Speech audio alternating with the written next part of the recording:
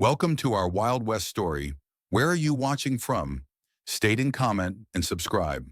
Let's dive in.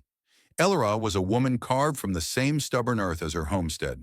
Her hands, calloused and capable, could skin a buck, mend a fence, and coax a melody from her father's old fiddle with equal grace. Her face, framed by a thick braid of sun-bleached blonde hair, was a testament to her life. Freckles were scattered across the bridge of her nose like constellations, and fine lines around her startlingly blue eyes spoke of endless horizons in the squinting glare of the sun. She was 27, but in the solitude of the wilderness, years were measured in seasons, not birthdays. She hadn't chosen this life out of misanthropy, but out of necessity and a fierce inherited love for independence. Her parents, pioneers with hearts full of hope, had claimed this land. Her father taught her to shoot straight, to read the land, and to trust her instincts. Her mother taught her to read books, to find beauty in the small things, and to cultivate a gentle heart.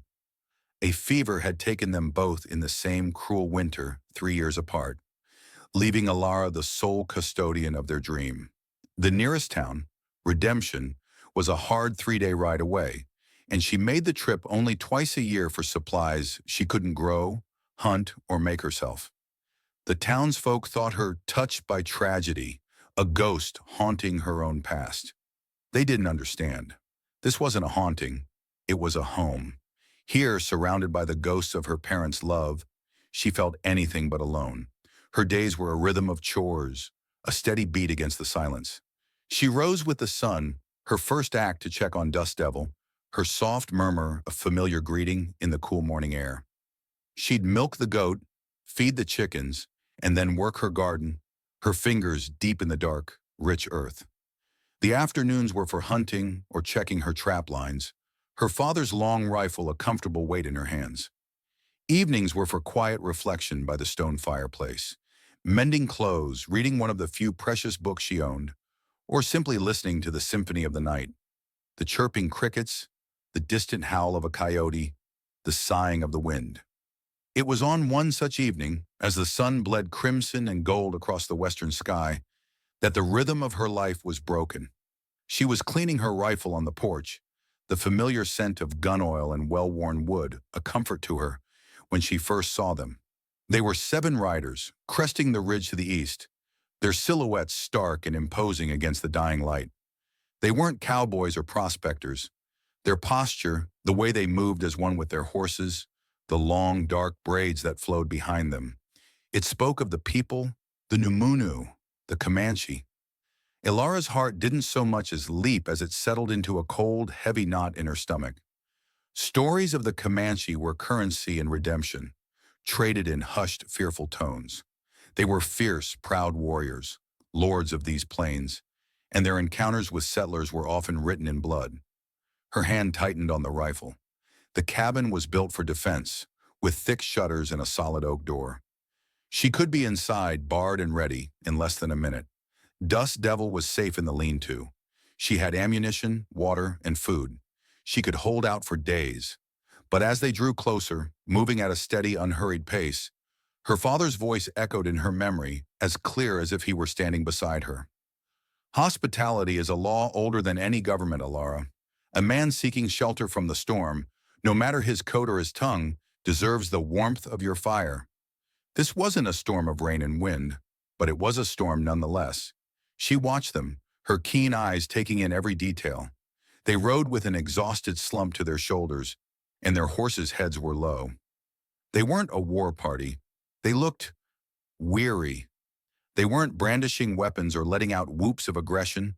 They were simply riding towards the only sign of shelter for 100 miles.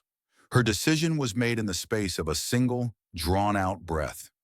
She stood up slowly, deliberately, and leaned the rifle against the cabin wall, making sure the gesture was clear and unthreatening. She smoothed down her buckskin dress and folded her hands in front of her, waiting. Her heart hammered against her ribs, a frantic drum against the encroaching silence of the plains. The 7 riders drew to a halt about 50 yards from her porch. The silence stretched, thick and heavy. The only sounds were the jingle of harnesses and the snorting of tired horses. The man at the front, clearly the leader, dismounted. He was tall, broader in the shoulder than the others, with a face that looked as if it had been hewn from the same rugged rock as the mesas. High cheekbones, a strong jaw, and eyes as dark and deep as a starless night. A single eagle feather was tied in his long black hair. He carried no visible weapon in his hands.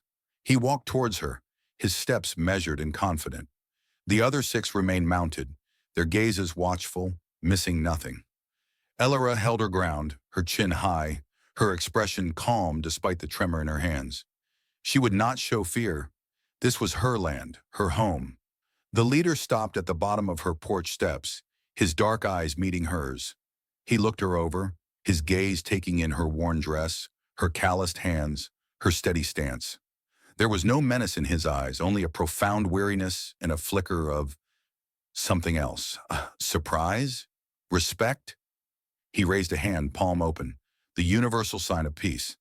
Then he spoke, his voice a low, gravelly rumble that seemed to rise from the very earth beneath his feet.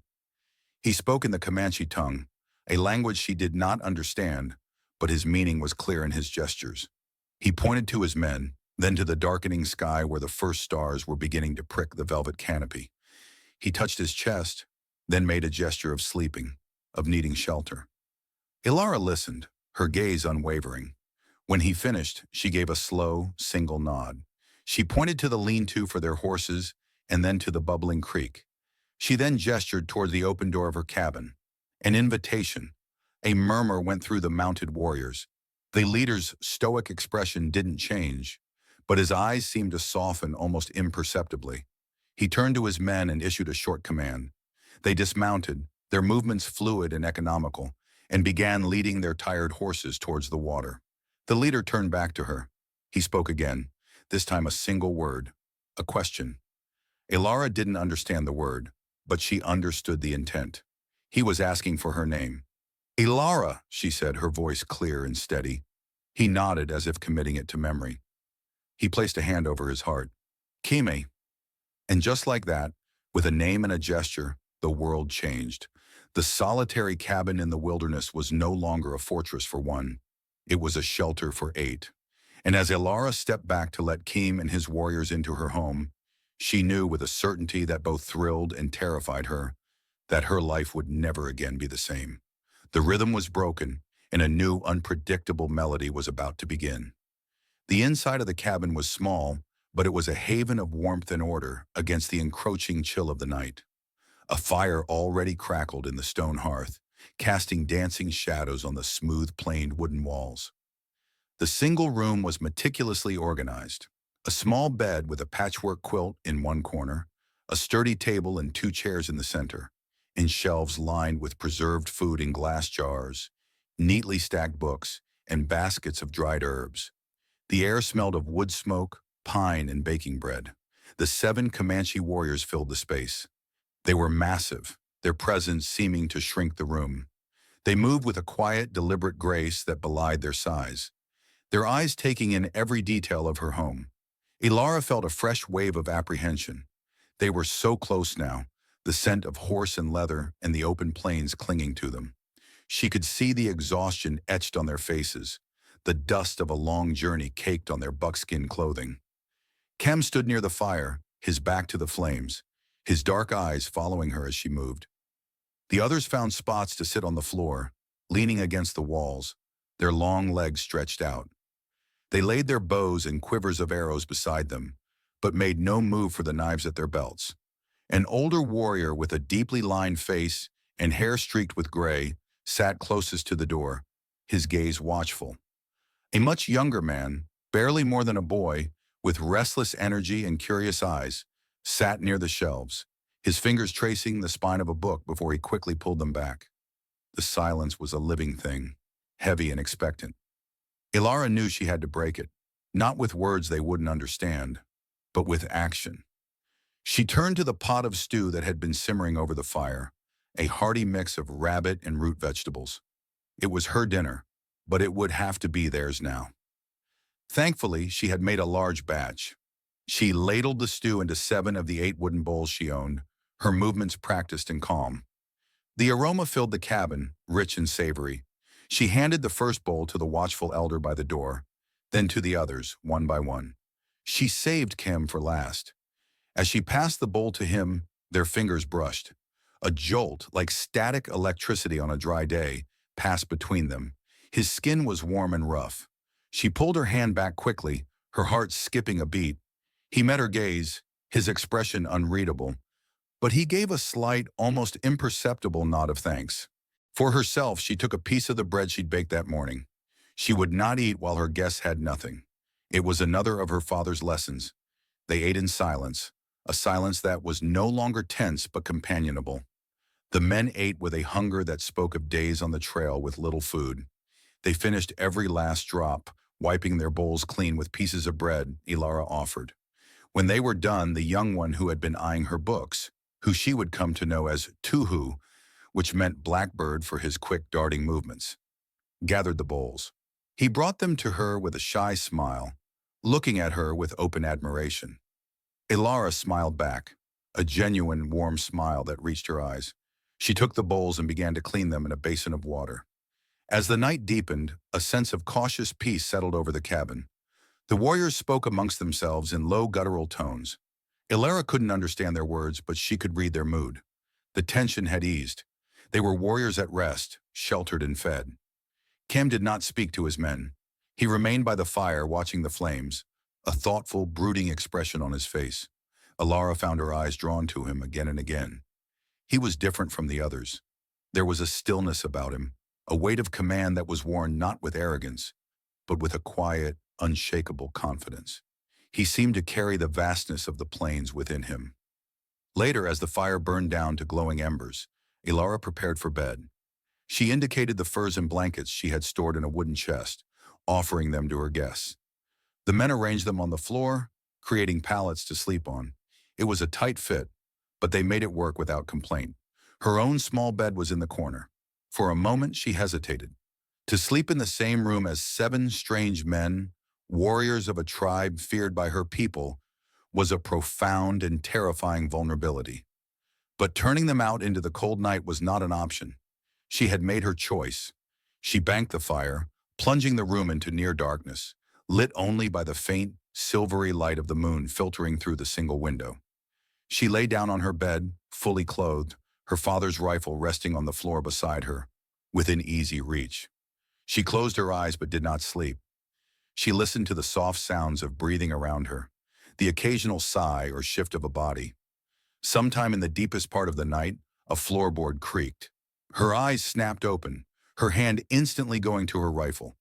A large shadow detached itself from the group and moved toward the door.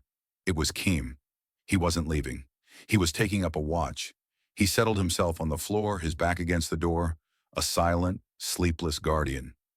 Watching his silhouette, Elara felt the last knot of fear in her stomach finally dissolve. He was protecting them, all of them, including her. Her hand relaxed on the rifle. For the first time in 5 years, she was not the only one keeping watch over her home. A strange, unfamiliar sense of safety washed over her, and she finally drifted into a deep, dreamless sleep. The next morning, Elara woke to the smell of fresh coffee and the low murmur of voices. The sun was just beginning to cast its pale golden light into the cabin. The Comanche were already awake, their bedrolls neatly stacked. The young one, Tuhu, was tending the fire, his movements surprisingly deft. The elder, whose name she learned was Chaitin, meaning falcon, was examining one of her traps with a look of professional interest. Keme stood by the open cabin door, staring out at the dawn-kissed prairie. He turned as she sat up, his dark eyes meeting hers. There was a question in them. Elara understood. They needed to know if they had worn out their welcome. She swung her legs out of bed, stood, and walked to the hearth. She took the coffee pot from Tuhu, giving him a small smile of thanks, and poured the rich, dark liquid into a tin cup. She walked over to Keme and offered it to him. He took it, his large hand enveloping hers for a second. That same spark ignited between them, warmer this time. "Thank you," he said. The words were English, spoken with a heavy accent but perfectly clear. Elara's surprise must have shown on her face. A faint, fleeting smile touched his lips. "I speak some, from traders, from before." The smile vanished, replaced by a shadow of memory. "You are welcome to stay," Elara said, her voice a little breathless. "There is a storm coming. The sky tells of it." Keme's gaze followed hers to the horizon, where a line of bruised purple clouds was gathering. He nodded slowly. "The sky speaks truth." He looked back at her. "We are grateful, Elara." Hearing her name on his lips sent a shiver down her spine that had nothing to do with the morning chill. And so, a new routine began. The 7 warriors who had intended to stay only one night remained. The storm Elara had predicted rolled in that afternoon, a ferocious blizzard that swept down from the north, trapping them in the small valley. For 3 days, the world outside was a maelstrom of white, the wind shrieking like a banshee. Inside the cabin, an unlikely community was forged. Elara learned their names and their personalities. There was Keme, their leader, quiet and observant, whose rare smiles could light up the entire room. Chaitin, the elder, was the group's anchor, his wisdom apparent in his calm demeanor and knowing eyes. Tuhu was the inquisitive youth, fascinated by Elara's books and her strange way of life. Then there were the twin brothers, Honan, Bear, and Tiva, Dance, who were inseparable and communicated in a rapid-fire shorthand of grunts and gestures, their moods shifting from playful to fiercely protective in an instant. The 6th was Niol, Wind, a scout with sharp, restless eyes who always seemed to be looking at the horizon, even when inside. The 7th was Nokona, a huge, powerful warrior who was second in command, his face a mask of scars that hinted at 100 battles, yet who had surprisingly gentle hands when he helped Elara feed her chickens. They fell into a natural rhythm. The men took over the heavy chores without being asked. Nokona and the twins chopped a mountain of firewood, their axes ringing in the cold air. Niall, an expert hunter, managed to bring back 2 rabbits he'd caught in snares near the creek, despite the blinding snow. Chaitin, seeing her mending a worn-out saddle blanket, took it from her and, using a bone awl from his own pouch, stitched it with a skill that was nothing short of artistry. Elara, in turn, cooked for them, her stores of flour and preserved vegetables turning into hearty meals that filled their bellies and warmed their spirits. She showed Tuhu the pictures in her mother's worn copy of The Song of Hiawatha, the young warrior's eyes wide with wonder at the drawings. But it was her interactions with Keme that held a special charge. Their conversations were sparse, limited by his English and her lack of Comanche, but they found other ways to communicate. One afternoon, as the storm raged, she took out her father's fiddle. She hadn't played for anyone but herself in years. Hesitantly, she drew the bow across the strings, the first notes wavering. The warriors fell silent, turning to watch her. She closed her eyes and played an old folk song, a lament full of sorrow and beauty that her mother had loved. The music filled the cabin, telling a story of loss and longing that needed no translation. When she finished, there was a profound silence. She opened her eyes to find all 7 warriors watching her, their expressions moved. Kame's gaze was the most intense. He sat across the room, but it felt as if he were right beside her. In his eyes, she saw a reflection of her own solitude, a deep, resonant understanding that went beyond words. Later that evening, he approached her as she stood by the window, watching the snow swirl. "Your song," he said, his voice low. "It spoke of a great sadness." Elara nodded, her throat tight. "It was my mother's favorite. I lost her and my father. This was their home." Keme was silent for a long moment. Then he said, "I too know this sadness. My wife, my son." The coughing sickness took them with the last snows. Elara turned to face him, her heart aching for him. She saw past the stoic warrior to the grieving man beneath. "I am sorry," she whispered. He simply nodded, his gaze holding hers. In that shared moment of grief, a powerful bond was forged between them. They were 2 people from different worlds, united by the universal language of loss. She was no longer just a white woman settler, and he was no longer just a fearsome Comanche warrior. They were Elara and Keme, 2 lonely souls who had found a flicker of warmth in the heart of a winter storm. The storm broke on the 4th day. The sun emerged, dazzlingly bright on a world blanketed in pristine white. The immediate danger was past, and with it, the reason for the warriors to stay. A quiet tension returned to the cabin. They had a journey to complete, a purpose that had brought them this far. That morning, Elara watched them prepare to leave. They packed their meager belongings, checked their horses, and spoke in low, serious tones. Her heart felt heavy, the cabin already seeming empty and cold at the thought of their departure. She had grown used to the comforting presence of others, the shared meals, the low murmur of conversation. She had grown used to Keme's watchful presence, the way his eyes would find hers across the room, the unspoken understanding that flowed between them. Keme approached her as she stood on the porch, watching Dust Devil nuzzle one of the Comanche war ponies. "We must go," he said, his voice laced with regret. "We hunt the men who did this." He gestured to a long, ugly scar on his forearm, one she hadn't noticed before. "They are Comancheros, renegades. They raid, they kill. They attacked a small settlement of my people. We have tracked them for many weeks." Elara's blood ran cold. Comancheros. She had heard of them. Vicious outlaws, white and Mexican, who traded with and sometimes preyed upon anyone they thought weak, settlers and natives alike. "Where did you track them?" she asked, a knot of dread tightening in her stomach. "West of here, towards the canyons of shadow," he said. Elara's breath caught. The canyons of shadow. She knew the place.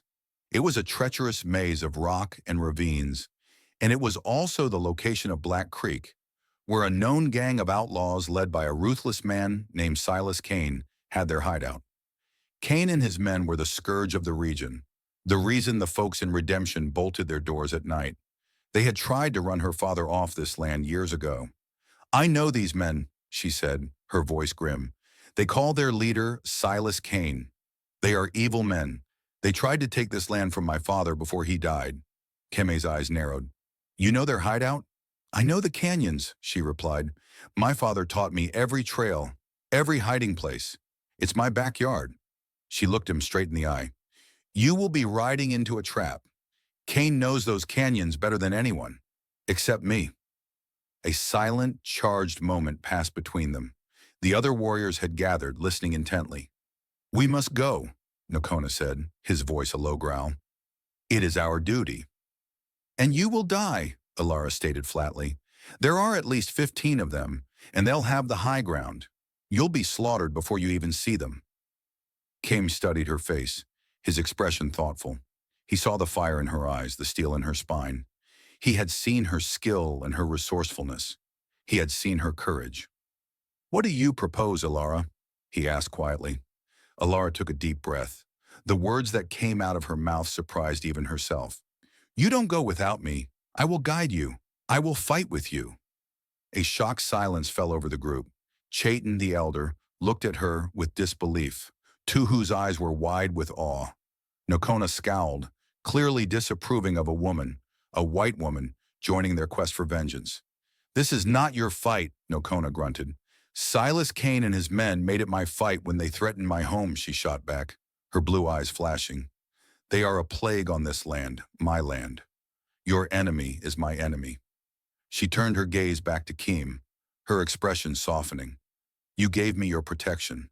Let me give you my knowledge. Let me help you." Keme looked at his men, then back at Elara. He saw the logic in her words, but he also saw the immense risk. To take her with them was to lead her into unimaginable danger, but to leave her behind was to go to their certain deaths. More than that, the thought of leaving her, of never seeing her again, left an ache in his chest he hadn't expected. In the few short days they had been together, she had become more than just a provider of shelter. She had become important. He made his decision. "You will ride with us," he said, his voice firm, leaving no room for argument. He turned to Nokona. "Her knowledge is a weapon we do not have. We will accept her help." Nokona grunted his assent, though his displeasure was still evident. The others, however, seemed to accept it. Tuhu even gave her a small, excited smile. Elara felt a thrill of purpose, mingled with a healthy dose of fear. She saddled Dust Devil, her movements swift and efficient. She packed jerky, hardtack, and a water skin. She strapped her rifle to her saddle and her father's Colt revolver to her hip. As she worked, she felt a pair of eyes on her. It was Keme. He came to stand beside her, watching her check the action on her rifle. "You are skilled with this," he stated, not as a question. "My father taught me," she said. "He used to say, 'The plains don't care if you're a man or a woman, only if you can shoot straight.'" A rare, genuine smile touched Keme's lips. "Your father was a wise man." His smile did strange things to her insides, making her feel warm and flustered. She finished her preparations, her cheeks slightly flushed. Within the hour they were ready. 8 riders, a strange and formidable alliance, preparing to ride out from the solitary cabin. As Elara mounted Dust Devil, she took one last look at her home, nestled peacefully in the valley. It looked so small, so vulnerable. She was leaving the safety she had so carefully built to ride into danger with 7 Comanche warriors, one of whom was steadily capturing her heart. Keme reined his horse in beside hers. "Are you ready, Elara?" She met his dark, intense gaze and nodded, her resolve hardening. "I am." Together they rode out, leaving the lonely valley behind. The woman who had lived alone for years was now part of a war party, riding toward the canyons of shadow, towards a confrontation that would decide all their fates. And as she rode beside Keme, the vast, empty plains didn't seem quite so lonely anymore. The journey to the canyons of shadow took 2 days. It was a hard ride through a landscape that grew increasingly hostile. The gentle, rolling plains gave way to broken country, a chaotic jumble of arroyos, mesas, and jagged rock formations that clawed at the sky. The snow from the blizzard lingered in the shadows, but the sun beat down with a deceptive warmth, melting the top layer into a slick, treacherous mud. Elara rode near the front with Keme and Niol, the scout. Her initial nervousness had been replaced by a sharp focus. This was her element. She pointed out hidden waterholes the Comanche would have missed, identified tracks of game, and guided them through passes that cut hours off their journey. Niol, initially skeptical, quickly came to respect her knowledge. He would point to a distant butte, and she would tell him the best way around it, a path her father had shown her. Her quiet confidence and deep familiarity with the terrain earned her a silent but profound respect from the warriors. Even Nokona's scowls became less frequent. During the day, they rode hard and spoke little. The urgency of their mission hung over them. But at night, huddled around a small, smokeless fire, the atmosphere softened. Elara found herself becoming a part of their circle. Tuhu would practice the few English words she taught him, his brow furrowed in concentration, much to the amusement of the twins, Honan and Tiva. Chaitin, the elder, would share stories of the stars, pointing out the Comanche constellations and telling her their legends, his voice a soothing rumble in the quiet of the night. But it was the moments with Keme that she cherished most. They often found themselves sharing the last watch of the night, sitting together in the darkness, the sleeping forms of the other warriors around them. "You are not like the other white women I have known," he said one night, his gaze fixed on the dying embers of the fire. "And you are not like the Comanche from the stories I was told," she replied softly. He turned his head to look at her, his face half in shadow. "The stories they tell are full of fear. They do not speak of our children's laughter or the love a man has for his wife. They do not speak of the pain when they are gone." "Our stories are the same," Elara whispered, her heart aching with the truth of his words. "They only change the names." He reached out, his fingers gently tracing the line of her jaw. His touch was hesitant, yet electric. It was not the touch of a savage, but of a man who was afraid of his own tenderness. "You have a warrior's heart, Elara, and the eyes of a summer sky." She leaned into his touch, her own hand coming up to cover his. "And you, Keme, have a leader's strength, but your eyes, they hold the sadness of a long winter."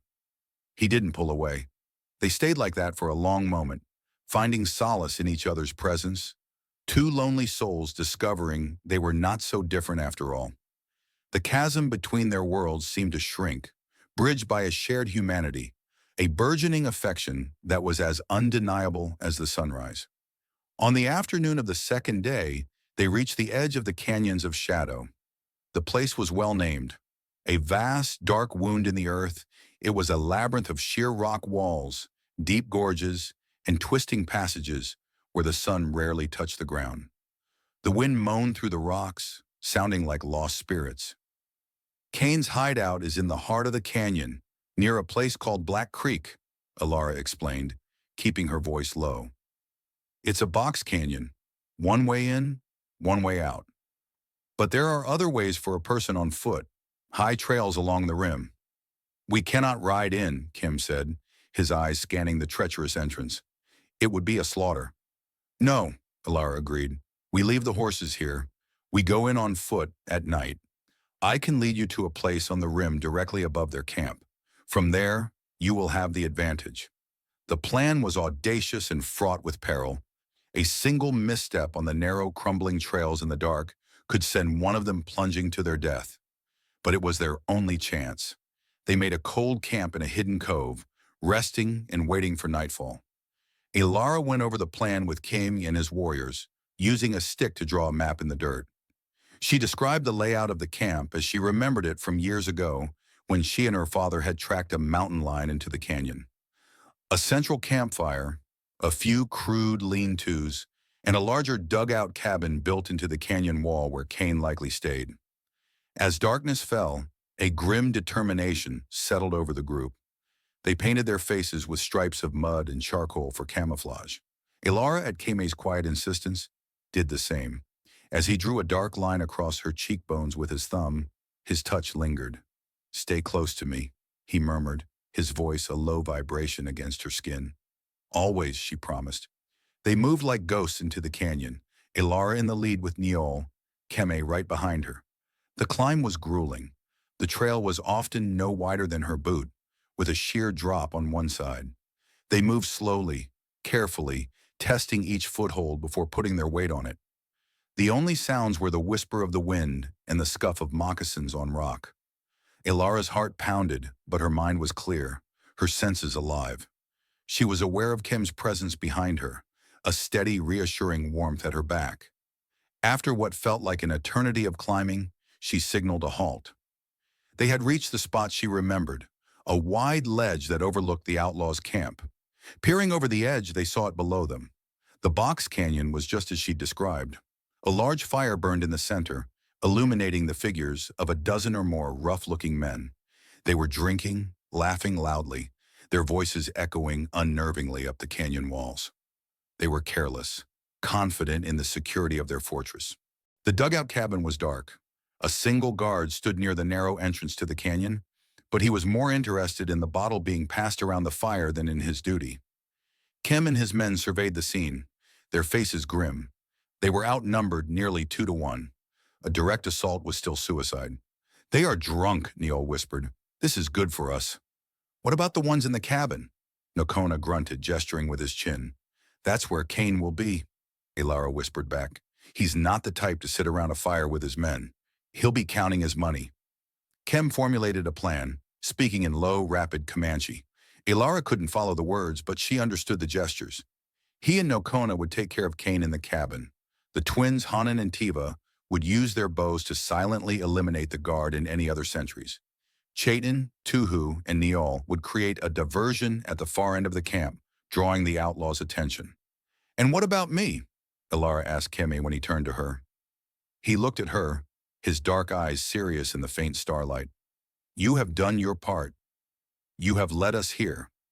Now you must stay here where it is safe." "No," she said, her voice firm but quiet. "I am not a child to be hidden away. I can shoot. Let me provide cover from up here. I can take out any who try to get to the horses or escape the canyon." He wanted to argue. The thought of her in the line of fire was a physical pain in his chest, but he looked into her determined blue eyes and knew he could not deny her. She was right. Her skill with the rifle would be invaluable. He gave a sharp nod. "Do not miss," was all he said. "I won't," she promised. With a final, shared look that spoke volumes, Kim and his warriors melted into the shadows, moving down a steep, hidden fissure in the rock face that Elara had pointed out. She was left alone on the ledge, the cold stock of her rifle pressed against her cheek.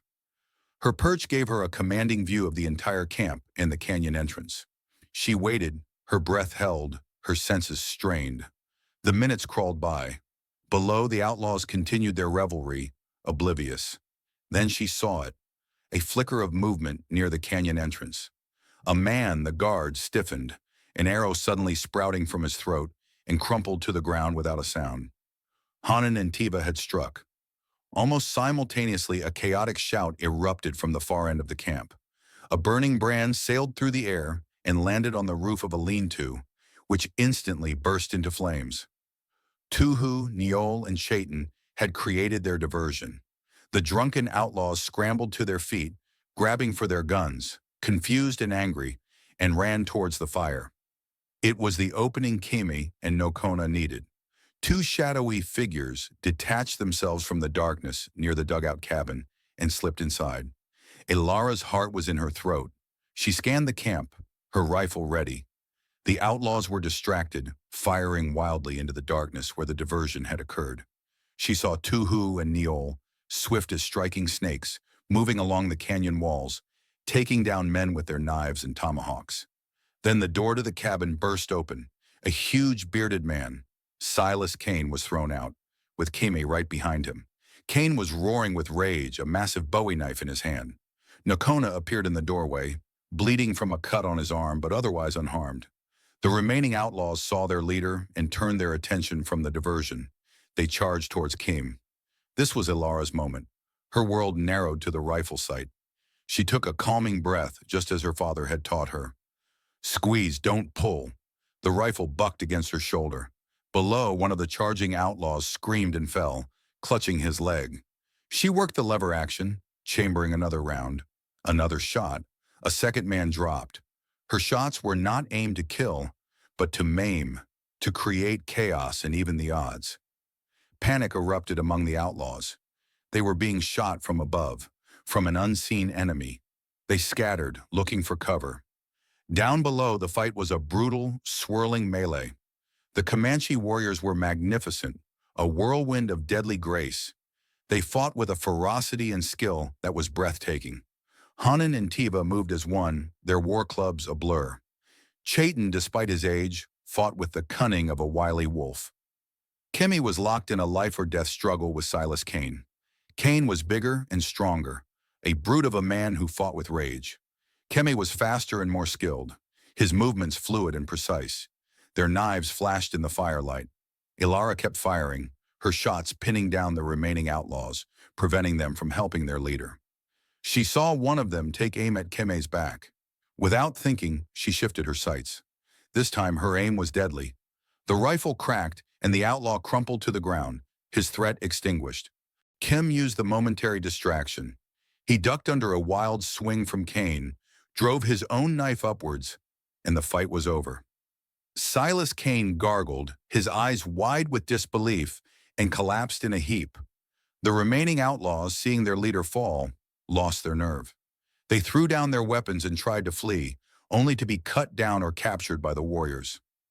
Silence fell over the canyon, broken only by the crackling of the fire and the groans of the wounded. It was over. Elara slowly lowered her rifle, her arms trembling from adrenaline.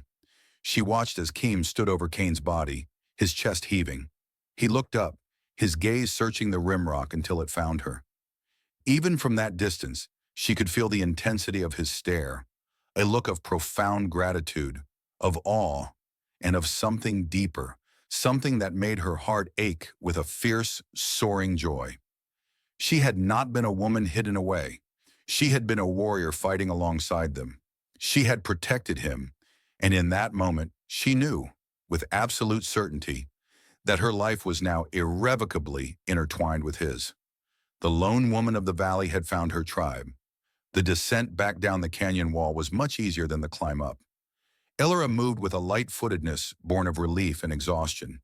When she reached the canyon floor, Keme was there to meet her. He said nothing. He simply stepped forward and pulled her into his arms, holding her tightly against him. She buried her face in his shoulder, inhaling the scent of smoke, sweat, and leather. She could feel the powerful, steady beat of his heart against her cheek. All the fear, all the tension of the battle drained out of her, replaced by an overwhelming sense of safety in his embrace. He held her for a long time, his hand stroking her hair. When he finally pulled back, he kept his hands on her shoulders, his dark eyes searching her face as if to reassure himself she was truly unharmed. "You saved my life," he said. his voice thick with emotion.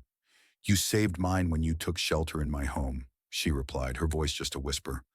"We are even." A small, weary smile touched his lips. "I do not think so. I think I will forever be in your debt." The other warriors gathered around, their faces tired but triumphant. They looked at Elara with new eyes.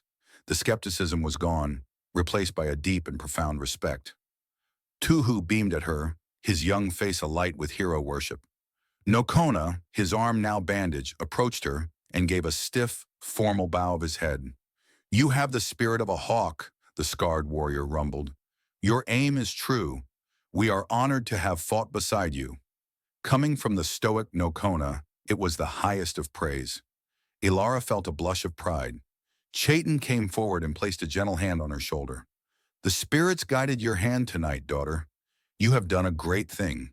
You have helped us avenge our people." The first rays of dawn were beginning to pierce the darkness of the canyon, painting the rock walls in shades of gray and pink. The battle was won, justice had been served, but a new unspoken question hung in the air. What now? They spent the morning tending to their wounds, none of which were serious, a testament to their skill, and deciding the fate of the 3 outlaws who had survived and surrendered. Keme, as leader, made the decision. They would be left tied up with a small amount of water. Word would be sent to the fort 200 miles south. The law could deal with them. The Comanche way was vengeance, not soulless punishment. As the sun climbed higher, Keme found Elara sitting on a rock by Black Creek, cleaning her rifle with practiced motions. He sat beside her, the two of them watching the water flow for a few moments in comfortable silence. "Our journey is over," he said finally, his voice quiet. "We will return to our people now, to tell them that their loved ones are avenged." Elara's heart clenched. She had known this moment was coming, but the finality of his words was like a physical blow. She kept her eyes on her work, her knuckles white as she scrubbed at a non-existent spot of grime. "Where is your home?" she asked, her voice carefully neutral. "Far from here, north beyond the Red River. It is a long ride." "I see." The silence stretched between them, filled with all the things they couldn't or wouldn't say. The thought of returning to her cabin, to the crushing silence and solitude, was suddenly unbearable. It had been her sanctuary, but now it felt like a prison. The world had felt so large and full these past days. To go back to her small, contained life seemed impossible. Keme turned to face her, taking the rifle and the cleaning cloth from her unresisting hands and setting them aside. He took her hands in his. "Elara," he began, his voice low and intense. "In my life I have known only duty. Duty to my family, to my people. When my wife and son were taken from me, I thought my heart had turned to stone. I thought I would never feel anything again but grief and rage." He looked into her eyes and she saw a vulnerability there that stole her breath. "But then, a storm brought me to your door, and in your home, I found warmth. In your music, I heard beauty again. In your spirit, I found a fire that matches my own. You have awakened my heart from its long winter, Elara of the summer sky eyes." Tears welled in Elara's eyes, but she would not let them fall. "I cannot ask you to leave your home, this land that is in your blood," he continued, his voice thick with regret. "And I cannot abandon my people. They have lost much. They need their leader." "I know," she whispered, her voice breaking. She understood duty. Hadn't she lived by it herself, staying on this land to honor her parents' memory? "But I do not know how I will ride away from you," he confessed, his thumb tracing circles on the back of her hand. "To leave you here, alone. The thought is a knife in my soul." Elara finally looked up, meeting his tormented gaze. She saw her own heartbreak reflected there. In that moment, she knew what she had to do. Her father's lesson on hospitality had led her to this point, but it was her mother's lessons on love and finding beauty that would guide her now. Her parents hadn't just dreamed of this specific plot of land. They had dreamed of a life of freedom, of building something new. She had honored their memory. Now it was time to build her own life. "Then don't," she said, her voice suddenly clear and strong. Keme looked at her, confused. "What?"